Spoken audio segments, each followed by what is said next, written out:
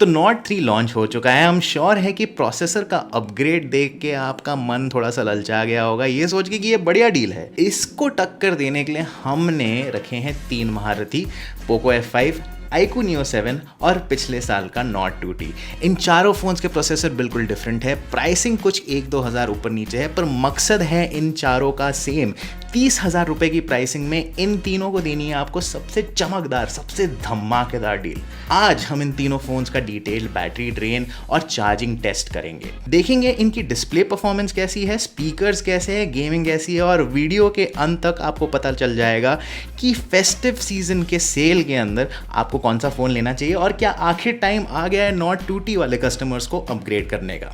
Video शुरू करने से पहले आपको एक बार याद दिला दूं कि चैनल आपने अगर सब्सक्राइब नहीं किया है तो कर लो, क्योंकि बहुत सारे फ़ोन्स लॉन्च होने वाले हैं।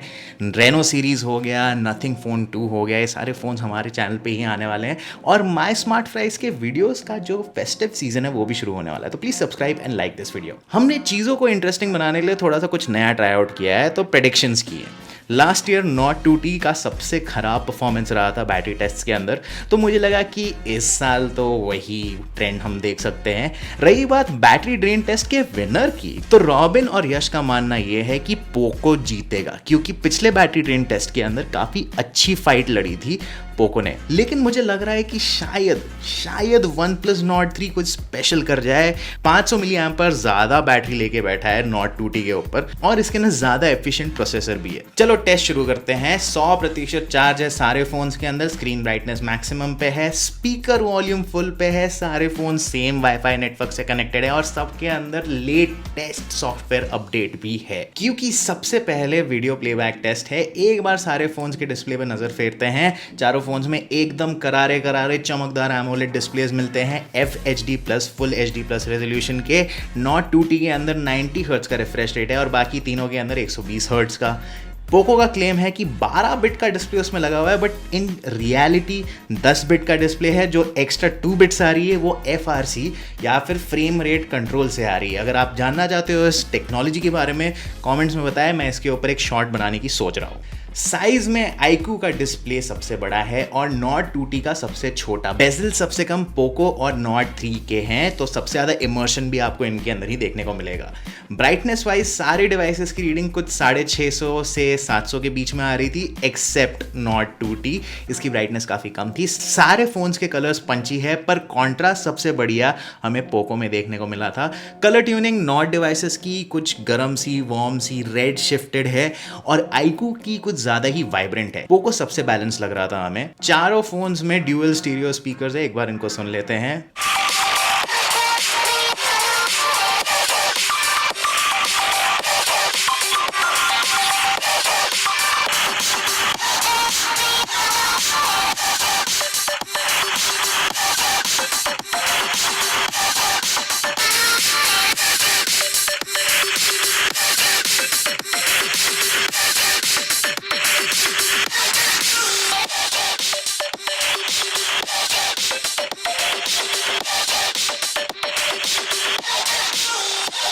मेरे हिसाब से Nord फोन्स के स्पीकर्स बेस्ट हैं, दोनों ही लाउड है और दोनों की डेप्थ भी काफ़ी अच्छी है। पोको और iQOO में पोको को चुनूंगा मैं, क्योंकि iQOO का जो स्टीरियो आउटपुट है थोड़ा सा अजीब है। इसका ऊपर वाला स्पीकर थोड़ी सी कम आवाज़ देता है। बातों में 2 घंटे पूरे हो चुके हैं और Nord 3 सबसे पीछे है। भाई अच्छा हुआ मैंने पैसे नहीं लगाए। पोको F5 सबसे आगे चल रहा है और iQOO Neo 7 और Nord 2T हाथ में हाथ डाल के 80-82% पे है।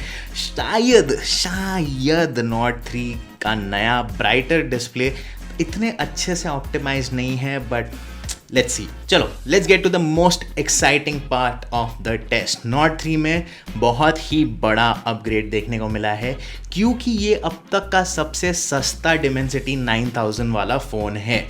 याद रखें, पोको और iQOO में पोको के Snapdragon 7 Plus Gen 2 का स्कोर ज़्यादा है। Nord 2T में सबसे आउटडेटेड Dimensity 1300 लगा हुआ है, जो इस प्राइस में बिल्कुल भी जस्टिफाइड नहीं है 2023 के स्टैंडर्ड्स में। Geekbench 6 को शुरू करने से पहले मैं एक चीज़ आपको बता दूं कि OnePlus Nord 3 के अंदर एक हाई परफॉर्मेंस मोड भी आता है, उसे हमने ऑफ रखा हुआ है। क्यों? क्योंकि इन तीनों फोन्स में ये ऑप्शन नहीं है और इस टेस्ट को फेयर रखने के लिए Nord 3 के डिफॉल्ट बैटरी सेटिंग्स को ही इस्तेमाल करना चाहिए हमारे हिसाब से। रिजल्ट्स आर आउट एंड सबसे बढ़िया स्कोर दिया है पोको F5 ने। वो सिंगल कोर स्कोर देख रहे हो आप? ओ भाई साहब। बाकी iQOO Neo 7 और दोनों नॉर्ड्स ने लगभग सेम ही स्कोर्स दिए हैं, लेकिन Nord 3 थोड़ा सा आगे है इन दोनों से। वापस टेस्ट रिपीट करते हैं और देखते हैं कि कुछ ऊपर नीचे होता है या नहीं। और हाँ, थोड़ा सा ड्रॉप जरूर हमें देखने को मिला था स्कोर्स के अंदर, but not too much.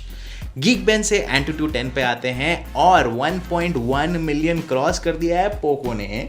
iQOO Neo 7 second पे है, ऑलमोस्ट 9 लाख का स्कोर है। Nord 3 8.5 लाख के साथ है और सबसे पीछे है Nord 2T which was expected. Perspective देने के लिए मैं आपको एक चीज़ याद दिला दूँ कि 2022 का बेस्ट स्कोरिंग डिवाइस था iQOO 9T, जिसने 1.09 मिलियन का स्कोर पोस्ट किया था। तो मतलब पोको इस प्राइस के अंदर आपको काफी अच्छी परफॉर्मेंस दे रहा है। स्टोरेज टेस्ट में भी पोको सबसे आगे है, पर iQOO इतना पीछे नहीं है। Nord 3 बीच में है और 2T सबसे पीछे। ये सब होने के बाद बारी है 15 मिनट तक चारों फोन्स के प्रोसेसर को तड़पाने की। 20 थ्रेड का टेस्ट रखा है, इससे पता चल जाएगा कि थर्मल स्टेबिलिटी का बादशाह कौन सा है, और जो इसको जीतता है वो अक्सर बेस्ट गेमिंग परफॉर्मेंस भी देता है। श्योर इनफ पोको F5 ने बेस्ट परफॉर्मेंस दी है। मैक्सिमम रहा है 235 गीगाफ्लॉप्स और एवरेज 204। लेकिन इसके ग्राफ में 5 मिनट के बाद सबसे ज्यादा इंस्टेबिलिटी भी देखने को मिली थी। Neo 7 शुरुआत में ही हाफ रहा था, पर 5 मिनट के बाद उसने थ्रॉटलिंग बंद कर दी थी। हैरानियत की बात यह है कि Neo 7 ने सबसे घटिया पीक, एवरेज और लोएस्ट स्कोर दिया है। Nord 3 सबसे स्टेबल रहा है, 95% थ्रॉटलिंग दिखाई थी इसने। मतलब अगर इसका परफॉर्मेंस मोड ऑन कर दे तो शायद पोको F5 को काफी नेक एंड नेक टक्कर दे सकता है। Nord 2T शुरुआत में अच्छी ठीक ठाक परफॉर्मेंस दे रहा था और फिर वो थोड़ा सा गिर गया था, बट नॉट टू मच। चलो 3 घंटे के बाद Nord 3 के अंदर सबसे कम बैटरी बची है और पोको F5 में सबसे ज्यादा। iQOO और 2T अभी भी हाथ में हाथ डाल के चल रहे हैं। अब आता है 1 घंटे का गेमिंग टेस्ट। चारों फोन्स में आप very high graphics max FPS पे कॉल ऑफ ड्यूटी मोबाइल खेल सकते हो। चारों फोन्स में आपको इनबिल्ट गेमिंग मोड्स भी देखने को मिलते हैं जो आपको परफॉर्मेंस और डिस्प्ले ट्वीक करने देते हैं। लेकिन सिर्फ OnePlus में आपको बिल्ट इन गेम बार देखने को मिलता है जो आपको रियल गेम की FPS दिखाता है। Nord 3, पोको और iQOO तीनों ही आपको गदर स्मूथ गेम प्ले देते हैं, but we are really interested in knowing कि परफॉर्मेंस मोड ऑन करके Nord 3 कैसा गेम प्ले देता है। Nord 2T में क्योंकि 90 हर्ट्ज का डिस्प्ले है, इसका गेम प्ले थोड़ा सा डेटेड लगता है। इतने अब्यूज झेलने के बाद Nord 2T सबसे गर्म चल रहा है। Nord 3 40 डिग्री के आसपास है और सबसे ठंडा है iQOO Neo 7। 4 घंटे बाद दोनों नॉर्ड्स में कुछ 40% बैटरी है। Neo 7 कुछ हाफ वे मार्क पे है और पोको कुछ 60% तक पहुंचा हुआ है। इसका बैटरी खत्म ही नहीं हो रहा है फॉर सम रीजन। अब आ जाते हैं हम लोग आधे घंटे की कैमरा रिकॉर्डिंग टेस्ट पे। सब फोन्स में 4K रिकॉर्डिंग ऑन कर देते हैं। 4K रिकॉर्डिंग से प्रोसेसर्स पे बहुत ज़्यादा दबाव पड़ता है, तो कभी कभी रिकॉर्डिंग ओवर हीटिंग की वजह से बंद भी हो जाती है। लकीली इन तीनों फोन्स में ऐसा कुछ भी देखने को नहीं मिला था और इस टेस्ट के बाद सबसे नीचे आ गया है Nord 2। कुछ 16% बैटरी लूज की है इसने, लेकिन ये काम पोको F5 के लिए लिटरली कुछ भी नहीं था। सिर्फ 8% बैटरी खर्च हुई है इसकी।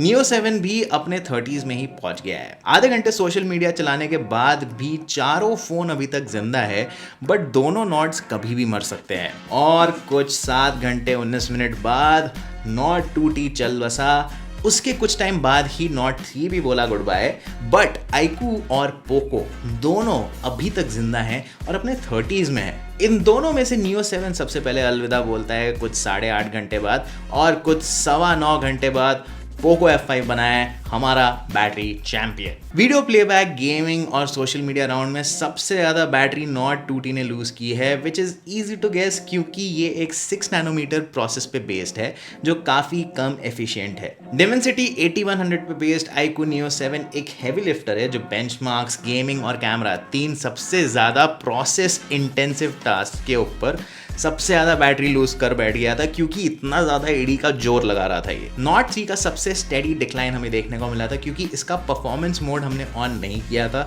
तो इसकी पूरी पावर का आइडिया हमें अभी तक नहीं लग पाया है। लेकिन without a doubt Poco F5 में हमें बेस्ट परफॉर्मेंस और पावर का बैलेंस देखने को मिला है in this price segment. Time for charging. Poco जो परफॉर्मेंस और बैटरी लाइफ में गेन करता है वो चार्जिंग वॉटेज में लूज करता है। सबसे कम वॉटेज है इसका 67 वॉट का। दोनों नॉड्स में 80 वॉट का चार्जर है और नियो 7 में 120 वॉट का। 15 मिनट बाद नियो 7 हाफ मार्क क्लियर कर चुका है। नॉट 3 और 2T लगभग सिमिलर परसेंटेजेस पे ही हैं और पोको F5 रो दो के 34% तक पहुंच चुका है। आधे घंटे बाद iQOO ऑलमोस्ट पूरा चार्ज हो चुका है, लेकिन नॉट 2T ने ज्यादा चार्ज खींचा है 82% पे, नॉट 3 है 78% पे, विच इज इंटरेस्टिंग। पोको अभी भी सबसे पीछे है। 31 मिनट बाद iQOO जीत गया है चार्जिंग राउंड और कुछ 40 मिनट में नॉट 2T भी पूरा चार्ज हो गया है। 3 मिनट बाद इसका जो बड़ा भाई है वो भी पूरा चार्ज हो गया है और कुछ 55 मिनट लगा के पोको F5 भी फाइनली फुल चार्ज हो चुका है। फाइनल समेशन, क्योंकि हमें ये टेस्ट फेयर रखना था, हमें OnePlus Nord 3 को बिना परफॉर्मेंस मोड के चलाना पड़ा। इसके बावजूद भी काफी कंफर्टेबली उसने सारे टेस्ट क्लियर किए हैं। 7.5 घंटे का बैटरी बैकअप भी एक्चुअली बढ़िया है if you think about it. तो अगर आप स्ट्रिक्टली एक ऑलराउंडर पर्सपेक्टिव से देखो तो Nord 3 एक बेहतरीन फोन है क्योंकि इसमें परफॉर्मेंस के साथ नो ब्लोट सॉफ्टवेयर भी मिलता है आपको और तीनों में से सबसे बेस्ट प्राइमरी कैमरा भी। ये आपको थोड़ा सा ज्यादा महंगा मिलेगा बट आई थिंक सेल के टाइम में आपको काफी अच्छी डील मिल सकती है इसके ऊपर। Poco is still a no brainer choice for performance. इसके लॉन्च से लेके अब तक कुछ 2 सॉफ्टवेयर अपडेट्स आए हैं इसके ऊपर, तो कमेंट्स वाले भाई लोग जस्ट चिल थोड़ा सा। Neo 7 is a great alternative उन लोगों के लिए जिनको 2-3 हज़ार रुपए बचाने हैं OnePlus के ऊपर और उनको पोको से थोड़ा सा डर लगता है। नॉट 2T तो अब तो आप समझ ही लो कि ये ऑब्सोलीट होने वाला है, अपने नोटिस पीरियड पे है, जल्दी जाने वाला है। तो ये था हमारा बैटरी टेस्ट। हमें तो बड़ा मजा आया इसको रिकॉर्ड करने में। आपको कैसा लग रहा है नॉट 3? हमें कमेंट्स में आगे बताएं।